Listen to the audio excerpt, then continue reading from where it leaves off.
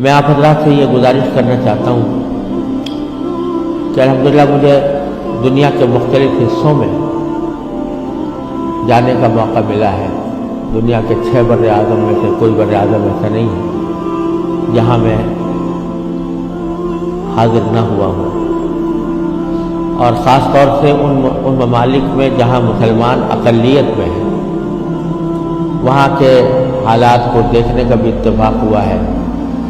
وہاں کے مسلمان بھائیوں اور بہنوں سے خطاب کا بھی موقع ملا ہے، ان کے مسائل سے بھی فی الجملہ الحمدللہ واقفیت حاصل ہوئی ہے۔ لیکن اس تمام تجربے اور مشاہدے کے نتیجے میں جو بات میں سمجھتا ہوں وہ یہ ہے کہ جن ممالک میں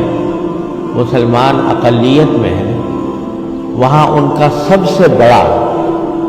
مسئلہ، جسے موت و حیات کا مسئلہ کہنا چاہیے، وہ اپنے نئی نسل اور بچوں کی تعلیم و تربیت کا مسئلہ، اس سے بڑا کوئی اور مسئلہ نہیں۔ اور یہ مسئلہ الحمدللہ مختلف جگہوں پر مدارس کے قیام کے ذریعے، مکاتب کے قیام کے ذریعے اور اسلامی اسکولوں کے قیام کے ذریعے ان کو حل کرنے کی کوشش کی جا رہی ہے۔ لیکن اب بھی جو ضرورت ہے اس ضرورت کے حساب سے اگر دیکھا جائے تو شاید ابھی 1% بھی کام نہیں ہوا، اور یہ ایک ایسا مسئلہ ہے جس کو میں موت و حیات کا مسئلہ سمجھتا ہوں، اور آپ نے تو اس کا زیادہ بہتر طریقے سے مشاہدہ کیا ہوگا، لیکن میں آپ کو خود اپنا تجربہ بتاتا ہوں کہ سن 1978 میں، یعنی آج سے تقریباً 38 سال پہلے مجھے سب سے پہلے امریکہ جانے کا اتفاق ہوا۔ اس وقت 1978 میں سب سے پہلے میں امریکہ گیا تھا، اور ایک مسلمان تنظیم کی دعوت پر گیا تھا۔ مسلمان تنظیم کا اس وقت بہت سی مسلمان تنظیموں کا ایک وفاق تھا جس نے ہمیں دعوت دی تھی۔ جب میں اس تنظیم میں پہنچا اور اس کا سالانہ کنونشن تھا، اس میں حاضری ہوئی، تو سب سے پہلے تو میں یہ دیکھ کر حیران رہ گیا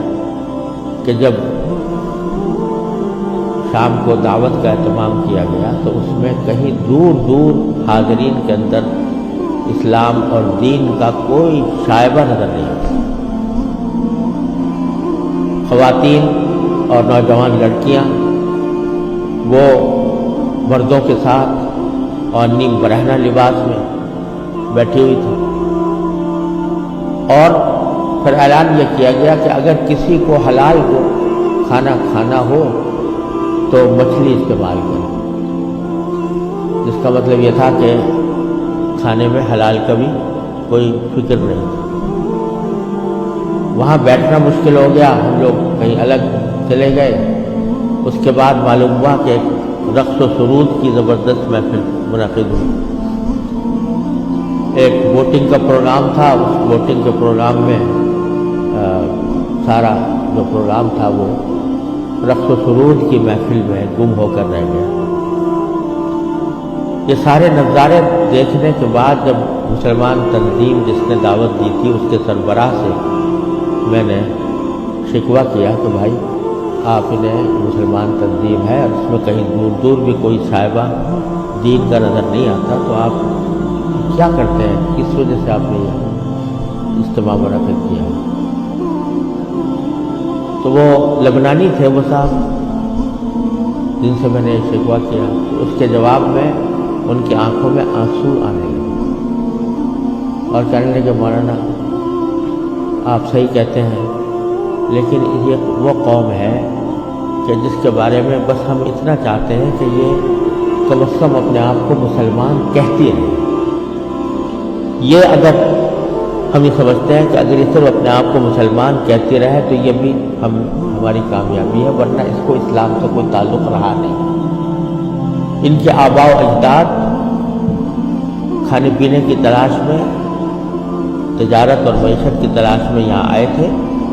उनको अपने बच्चों की तालीम और तरबियत की कोई फिक्र नहीं थी। ये इसी माहौल के अंदर पले बड़े हैं और उसके नतीजे में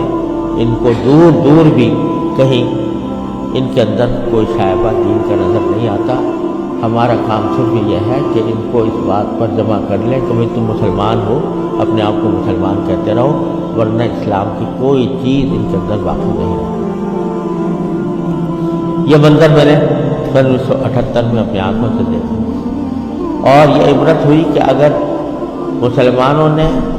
अपने बच्चों को, अपनी नस्लों को सही तालीम और तरबियत देने की तरफ तवज्जो न दी तो अल्लाह बचाए, ये इस बात की का अंदेशा है कि अल्लाह बचाए जो आने वाली नस्लें हैं वो अल्लाह बचाए मुर्तद ना हो जाए। और अगर खुदा ना करे हमारी इस बेतवज्जो या गफलत की वजह से ऐसा हुआ कि हमारी नई नस्लें गुमराह हुई, गलत रास्ते पर गई, तो उसका वबाल हमारे ऊपर, क्योंकि कुरान करीम का इरशाद यह है कि अय्युहल्लज़ीना आमनू क़ू अनफुसकुम व अहलीकुम नारा। जहन्नम से बचाना सिर्फ इंसान के लिए अपना फर्ज नहीं है कि वो खुद अपने आप को बचाए, बल्कि अपने घर वालों को बचाना भी उसकी अपनी जिम्मेदारी। और ये बड़ी शर्म की बात होगी कि हमारे आबा व अजदाद ने हमें अल्लाह ताला के फज़ल व करम से ईमान और इस्लाम की दौलत वर्षे में अता फरमाई और हम अपनी औलाद को अल्लाह बचाए गलत रास्ते के ऊपर डालने के जिम्मेदार बने। इससे ज़्यादा शर्म की, इससे ज़्यादा नुकसान की कोई और बात नहीं होती। लिहाजा ये मसला जिस अहमियत के साथ तवज्जो का मोहताज है, अल्लाह ताला का बड़ा फज़ल व करम है। अब हालात में तब्दीली आ रही है, ख़ास तौर से इंग्लैंड में और अमेरिका में भी अब बहुत मुसलमानों को इस तरफ तवज्जो हुई है, इदारे कायम हो रहे हैं। लेकिन जिस पैमाने पर ज़रूरत है उस पैमाने की अभी तक कमी है और इसका वाहिद इलाज यही है कि जिसके दिल में भी ये दर्द है वो दामे, दिरमे, कदमे, सुखने, जिस तरह भी हो सके वो ऐसे इदारे कायम करने की कोशिश करे, उन इदारों के साथ ताउन करे, उसमें अपने बच्चों को भेजने का एहतमाम करे। लोग चंदे करते हैं, ठीक है, चंदा भी माली वसाइल को जमा करने के लिए वो भी एक अहम चीज़ है, लेकिन ज़्यादा अहम चंदा यह है कि अपनी औलाद को ऐसे इदारों के अंदर भेजने की कोशिश करें जहाँ पर चाहे उनको दुनिया के उलूम की भी तालीम दी जा रही हो, लेकिन इस्लामी माहौल में दी जा रही हो, इस्लामी तरबियत के साथ दी जा रही हो।